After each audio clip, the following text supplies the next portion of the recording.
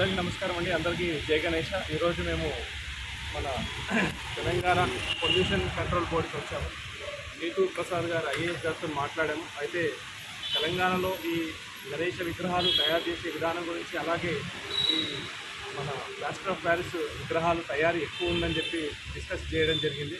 అలాగే నీతూ ప్రసాద్ గారికి మేము ఏం కోరామంటే, ఈ ఏదైతే 10,000 నుంచి 20,000 ఈ వినాయకుడు ప్లాస్టర్ ఆఫ్ ప్యారిస్ వినాయకుడు తయారు చేసే కుటుంబాలు ఉన్నాయో వారికి మనం ప్లాస్టర్ ఆఫ్ ప్యారిస్ వినాయకుడు తయారు చేసే విధానాన్ని నుంచి పక్కకు జరపాలంటే, మట్టి వినాయకుడు తయారు చేయాలంటే మన గవర్నమెంట్ నుంచి కొన్ని సబ్సిడైజ్డ్ ఏవైనా పథకం కానీ ఏదైనా ఒక స్కీమ్ తయారు చేస్తే కనుక ఈ 10,000 నుంచి 20,000 కుటుంబాలు ఏవైతే ఉన్నాయో ప్లాస్టర్ ఆఫ్ ప్యారిస్ వినాయకుడు తయారు చేయకుండా ఒక ప్రత్యేకమైన విధానంలో మట్టి వినాయకుడు తయారు చేసే విధంగా మనం వాళ్ళకి ట్రైనింగ్ ఇచ్చి గవర్నమెంట్ నుంచి కొన్ని ప్రోత్సాహకాలు ఇస్తే కనుక ఈ ప్లాస్టర్ ఆఫ్ ప్యారిస్ వినాయకుడు తయారు చేసే ఏదైతే మార్గం నుంచి వాళ్ళు మట్టి వినాయకుడు తయారు చేసే విధానంలోకి వెళ్తారని చెప్పి జై గణేష భక్తి సమితి నుంచి మేము మేడం గారికి కోరడం జరిగింది. అట్లాగే మేడం గారు కూడా ప్రభుత్వం దృష్టికి తీసుకెళ్తారని చెప్పి మాకు చెప్పడం జరిగింది. మాకు చాలా సంతోషంగా ఉంది. పొల్యూషన్ కంట్రోల్ బోర్డ్ మెంబర్ తను గీతా మేడం గారికి మేము ఎంతో కృతజ్ఞులై ఉన్నామని చెప్పి చెప్తున్నామని. జై గణేష.